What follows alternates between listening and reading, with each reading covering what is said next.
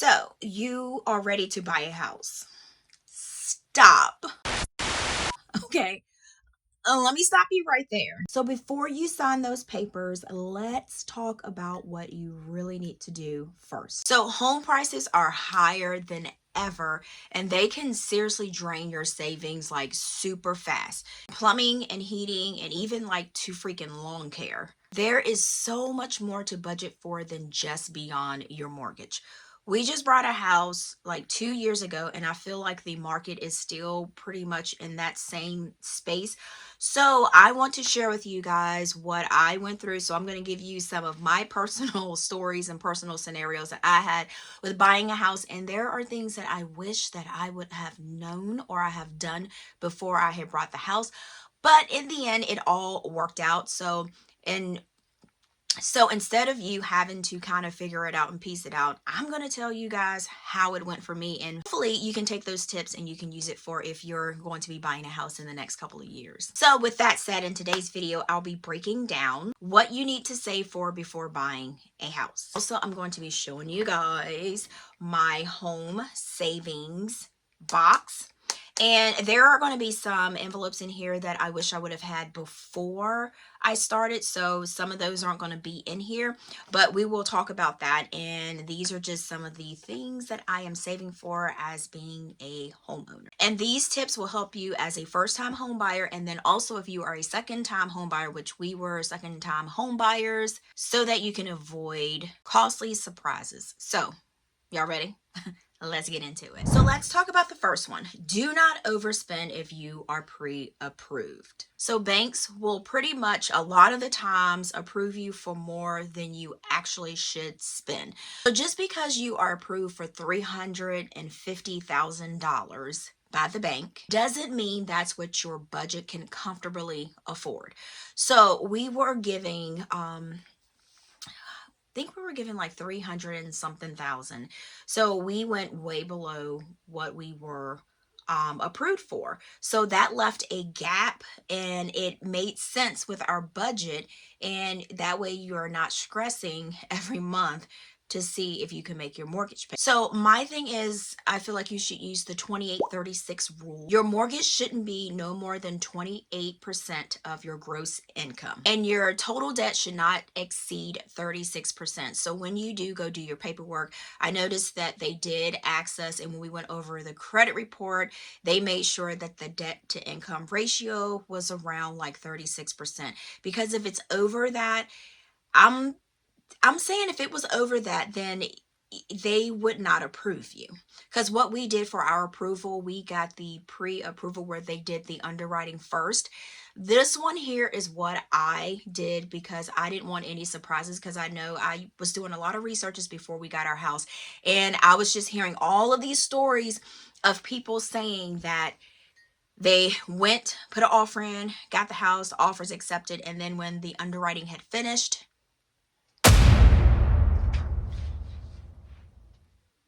denied. So didn't, because we had to sell a house to get a house, and I did not have time for that, because it's like you set a time limit of when you have to get out of the house. You have got to have your eggs in a row. Eggs in a row. Eggs. Yeah, eggs are expensive now. Ducks in a row. You got to have your ducks in a row. Eggs. Ugh. So to give you an example of what I mean by the 28-36, so if your monthly income is $5,000 a month, your mortgage should be under $1,400 to leave room for other monthly expenses that you have. So a good tip is, before even looking for homes, sit down, get your true budget, and make sure that this house or whatever house you're buying is going to be in your budget. And make sure that it is not just what the lender qualified you for, because when you get that number, you like, I'm approved for $350,000. Girl, I'm about to get me a $349,000 house. No, I don't make over $5,000 a month. No, but I'm getting my house. So just don't fall for it. Don't fall for it. So let's talk about what you need to save for before buying a house. So this is a lot of the hidden costs that really a lot of people don't talk about. Depending on your realtor that you get, they will be willing to go in depth with you. We had a really good realtor that he was awesome, that when you went in the house, he's like, "Do you smell that?" I'm like, "Smell what?" "I smell mold." I was like, "Okay, it is what it is. If you smell mold, you smell mold, and we're done." So make sure that and that you have a really good realtor that is really out for your best interest and not just trying to sell you a house to get commission for what they were selling. And the real estate commission now is a little bit different, but that's like another video. But so before you get into buying a house, this is more of saving for a house, but just do your research to make sure that you are getting you find the best realtor, you know all the terms and conditions. So do your research on that to make sure, and that's another thing that you want to do for before buying a house also. So we're going to go ahead and look in my box and we're going to see. So the first one that I have here is septic and plumbing. So if your new home has a septic system, you may need an extra $300 to $500. I would say, I know some people say like monthly, but it depends on if you have the peat moss one. But I would say if you have like the old school regular concrete septic tank, I would say when you first move in, save about $500, because I know ours cost about 470, was it $75? 475. Yes, to get it pumped, because the people that live here before us, they didn't know when they pumped it. The guy, he had a lot going on, so we ended up getting it pumped when we first moved here. But I noticed, I went around the neighborhood and I was like, "Y'all got septic?" And they were like, "Yeah." It's crazy because we're in the city and we have septic tank, but I'm okay with it. At first I couldn't get over having a poop box in the yard, and I was like, because I've always done city. But I'm not gonna lie to you, the sewer bill is not on there, so we don't have any sewer, so the bill stays around like $40 to like $50. So I'm good with the box in the poop box in the front of the yard. I'm okay with it. I'm okay. So I did go around and ask everybody. I asked them how often did they change their septic tank, and they was like, "We never cleaned it. We never changed it." So I was like, "Really?" And I was like, "Okay, good. So we should be going for years and years and years and years and years." So, but the yeah. So if you have been living like in the city, and then if you move to where you have a septic tank, you don't have to pay sewage anymore. So that right there cut down on our monthly expenses for our water bill. Sometimes you can have up to like $5,000 to $10,000 for repair. So it depends on what goes on, if it gets backed up. So those are the type of things that you need to have for savings for a septic. So like older plumbing, which you can research this, but I don't know if this is going to be something that you can kind of figure out if they have old plumbing in the underneath the ground. But sometimes to have a repair cost for that could be up to $5,000. For us, when we moved in, I mean, and nobody could predict it. It's like in the ditch where it was, and then it was on the city side where they had a leak, and it didn't cost us anything because it was something they had to fix. Then they changed our water meters from where it was the county, they changed it over to the city. So that was a blessing in disguise, y'all. So next we have floors and carpet. So flooring replacement can cost about to $3,000 to $10,000 depending on what type of materials you use. Now, if you are a Mr. Handy, you can actually put the floors down yourself. So these days, a lot of people are considering to go to Lowe's or we have liquid lumber stations. I always call it liquid lumberdators. Everybody laughs at me when I say that. Liquid. I can't. So usually you can go a place like that. You can go Home Depot. So a lot of people are starting to be DIYs, and they're starting to do it themselves. So that will save you a lot of labor costs. So usually like the flooring, we were kind of throwing out numbers, trying to get square footage and everything like that. So it was like $400 to redo the kitchen, to turn the island around, and to actually put floor down. So calculated about $400. So when you go look at the house, even if you love the house, just factor that into the amount of money that you will have to put out for the house and for renovations that you need to do after. So, but the house that we have, the floors are okay, they're fine. So it's not a immediately thing that we need to do. So like I said, just slowly saving for that. And then when you get the chance to do it, you just go ahead, pull that move, and then you just go ahead and do your flow. So the next thing, let's head to countertops. I need to get the countertops done. Yeah. Because we still have the mint lime green. I'm saying, like, if we were back in like 1986, like, you would not be able to tell me anything about my kitchen, because my kitchen would be on fleek. Yeah, it would be on fleek.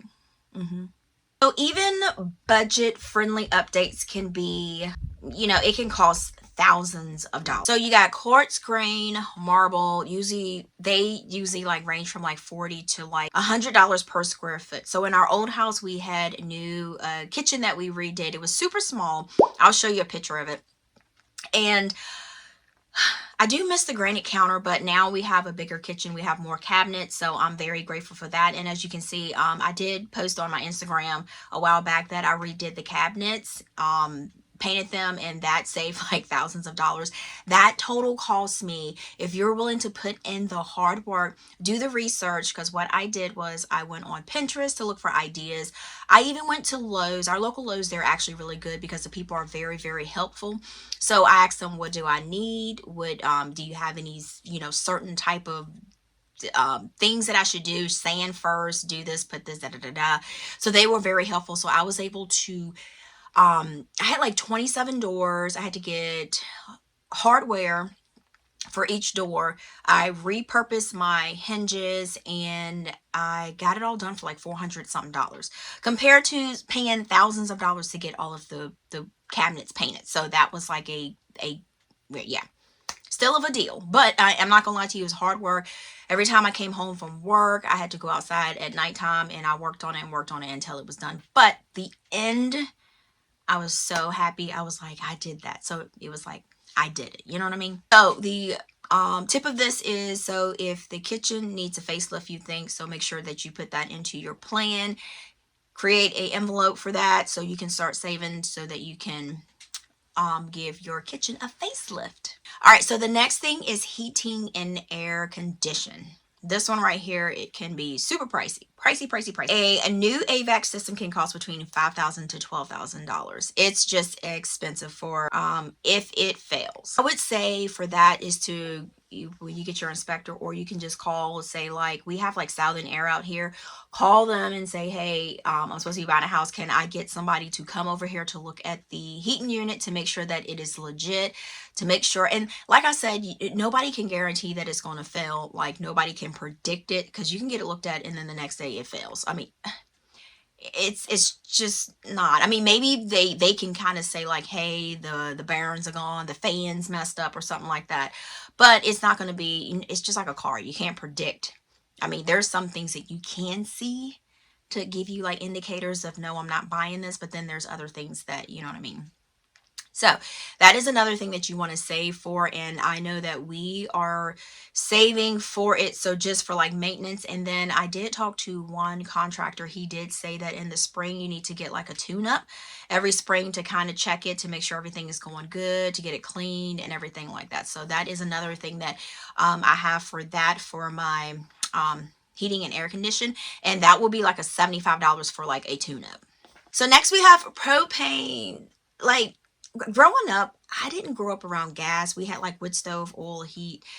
Propane always scared me. It always scared me because I've always, like, I guess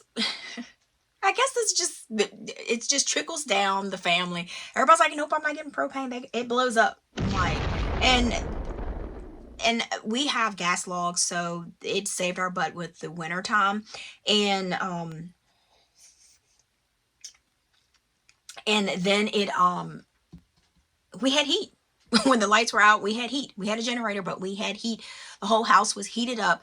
And so that is one thing that I want to save for. And the last, my propane, what do you want to call it, receipt from last month, because I try to keep this so I can kind of gauge for what to save for next year. So we ended up, to fill it up, we had to get 55.6 gallons, and it was 384 9,000.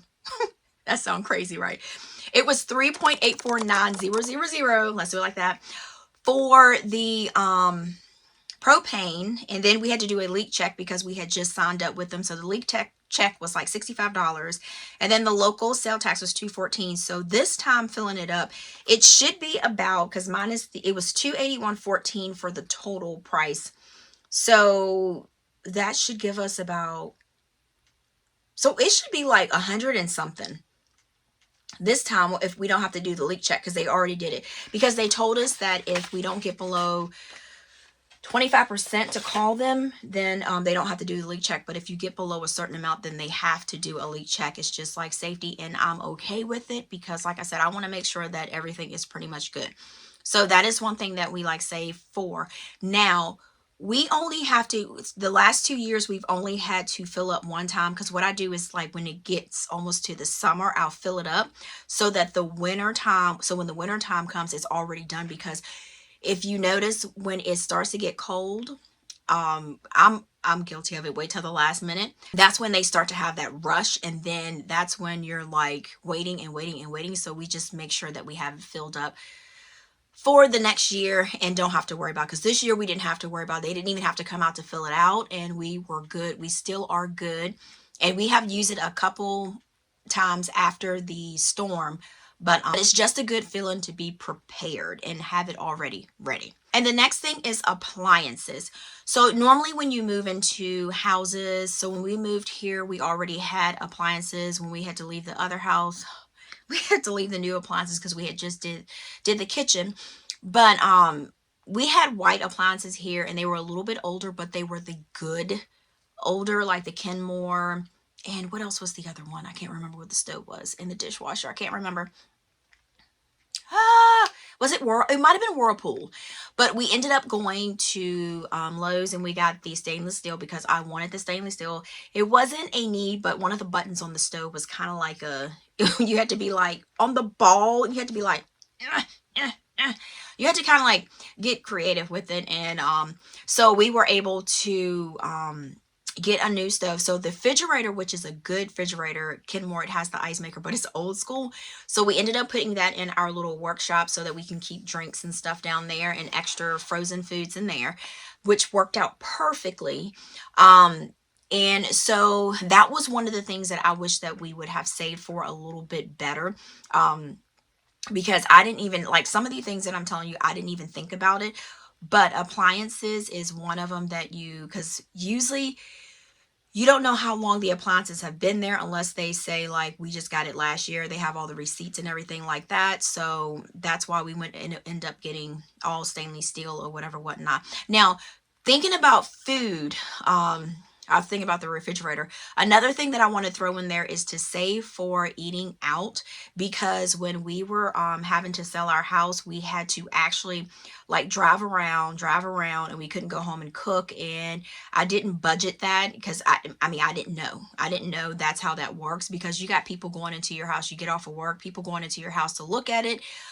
They're doing a show, and you got people there just looking through, and poor Aiden, he was sitting in the car, and we had to stop and we had to get something to eat, and he took a nap in the car because we had to wait until they finished showing the house. But I didn't budget that in our money. So that was one of the ones that we did not take in consideration of saving for. So I just want to throw that in. So save for eating out, because there are going to be nights if you're trying to sell a house, or even if you're looking at a house, there are going to be nights where you don't have time to cook.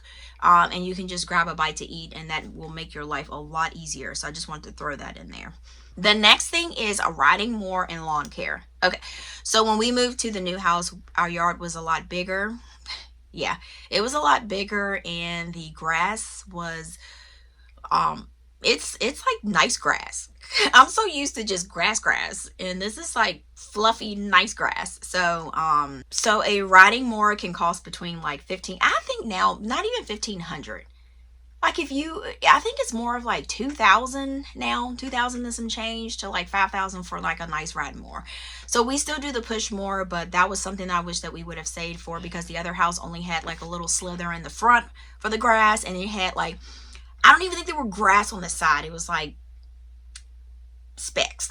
And then it was like the backyard was like not that big. But yeah, so those were things that I wish that we would have saved for. And then you have to do, if you want your grass to look good, because we did do the purple guy, and I think that's like $75. Like, is it quarterly? I think that's what it is. But it's like it's just a lot more stuff that you have to, you know, take in consideration, things that you can save for. So those are just like the pretty much the basics. I'm pretty sure people will have more things, just like, say, if you have like a pool, and you know that's the type of house that you want to get, is something with a pool, you would have to just try to save for pool maintenance. I guess save for somebody to come out and to inspect it, just to make sure everything is good. So that could be something else you can add to your envelope. So your envelopes will be different than what mine's is. Now, another big thing is saving for a down payment. So that is like the big one, because what they told me on the phone for my down payment, by the time I got to the office, my down payment had went up. So it was a lot different than what I have. So you need to make sure that you have money that is flexible and like a cushion a little bit more than what they're telling you that the down payment is for. So a lot of people do 3.5%, but I would say to do 20%. We did over 20% for a down payment. You need to consider the real cost of buying a home. So let's just say 20% down on a $300,000 house would be $60,000. So closing costs range from 2 to 5% home price, meaning you're looking at about $6,000 to $15,000 for your closing. So those are the numbers that you have to, and you have to consider, like, they have all these processing fees and all this other stuff like that. I was like, when I gave that lady the check, I didn't even want to let it go. But then I was like, hey, it's your house. You know what I'm saying? You're going to be a lot happier. It's better than where you're at. So I was like, let's do this. And even if you are a first time home buyer, because I know back in the day, I would be like, when I got my first home, I don't even remember the paperwork that I did,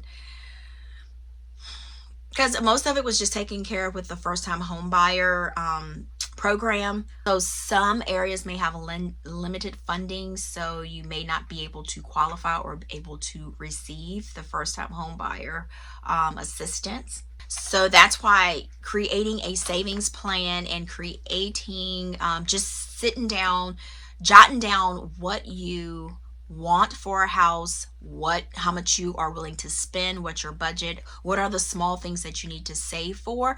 So it's, like I said, it's more than what I have in this video, but those are just some what I want to call it, the icing on the cake, sprinkles that I want to tell you for about buying a house, the things that I wish that I would have done and known before buying a house. Before jumping and making the move to buy a house, make sure that you have all of your savings for all of the cost, and not just your mortgage. Because at first that's what I was thinking. I was like, I'm just going to do it for more. But there is so much more that you need to save for. So let me ask you, what is the biggest unexpected expense of buying a home? Let me know in the comments below. So thank you so much for chilling with me through this video. Hopefully this is a lot of information that you can take and use for when you're first buying your first home, or if you are buying your second home, because the first time it was easy. The second time, whoo, it was like pulling teeth. Okay, all right guys, so, and then thank you so much. Like, comment, subscribe, and share, and I will see you guys in the next one. And like I always say, until next time guys, peace.